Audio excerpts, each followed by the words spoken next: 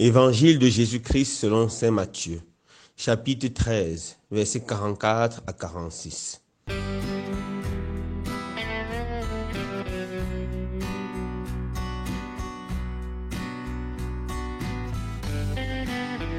En ce temps-là, Jésus disait aux foules, « Le royaume des cieux est comparable à un trésor caché dans un champ. L'homme qui l'a découvert le cache de nouveau. Dans sa joie, il va vendre tout ce qu'il possède et il achète ce champ. Ou encore, le royaume des cieux est comparable à un négociant qui recherche des perles fines. Ayant trouvé une perle de grande valeur, il va vendre tout ce qu'il possède et il achète la perle. » Acclamons la parole de Dieu. Louange à toi, Seigneur Jésus.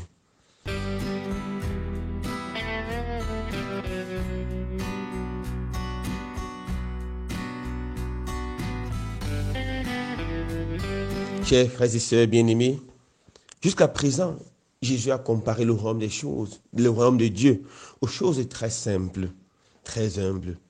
Il a comparé par exemple le royaume des cieux à une graine de moutarde, la plus petite de toutes les graines, mais qui va grandir plus tard et porter beaucoup de fruits. Il a encore comparé le royaume des cieux au bon grain sémé dans un champ, livré et sémé plus tard par le démon. Mais aujourd'hui, il compare le royaume des cieux à quelque chose de grand, quelque chose de spectaculaire, à un trésor. Et nous savons que le trésor, c'est quelque chose qui a une grande valeur, quelque chose qui peut nous rendre riches et éventuellement heureux. Il compare également le royaume des cieux à une perle de grande valeur, une perle très fine. Et ce qui se passe, c'est quoi?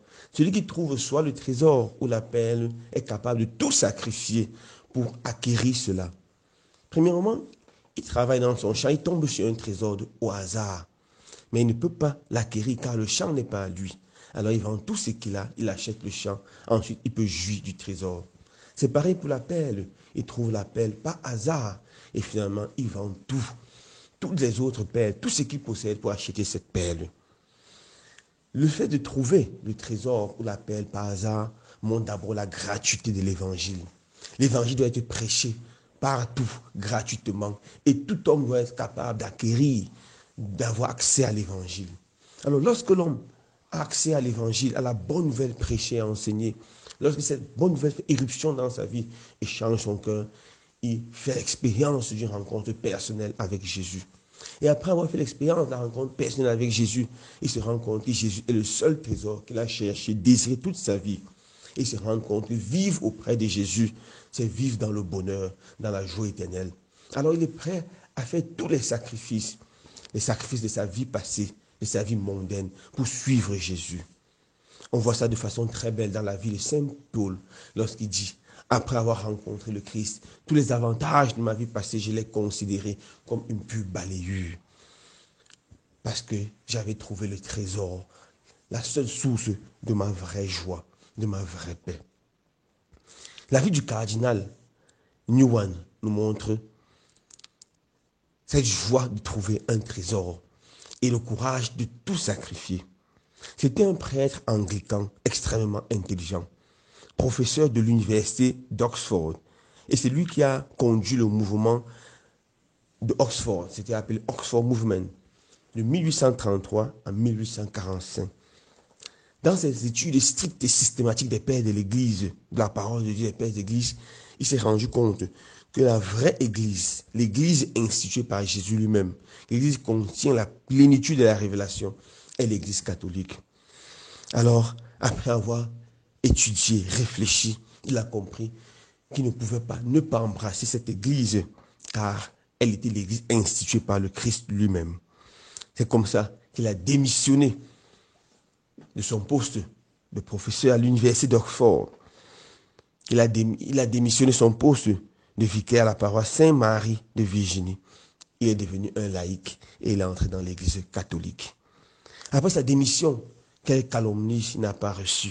Il a été calomnié, saboté, insulté, radié totalement du corps de l'enseignement. Mais il a persévéré et il est resté attaché au Christ, attaché à la Sainte Église catholique. C'est comme ça qu'il a été réintégré plus tard dans l'Église catholique.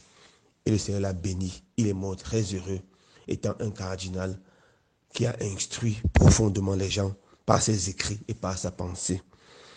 Il a préféré perdre tous les avantages qu'il avait avant et il a embrassé la vérité. Et lorsqu'il a embrassé la vérité, le Seigneur l'a comblé au-delà de ses attentes. C'est ça la force de l'évangile. Quand nous rencontrons souvent Jésus, nous sommes méprisés par nos collègues, souvent par les membres de nos familles, souvent par nos amis qui nous traitent de radicaux, qui nous insultent, qui nous donnent des surnoms. Mais lorsque nous restons attachés à Jésus et que nous disons non Jésus, je ne te trahirai pas, alors on découvre ce bonheur, cette joie.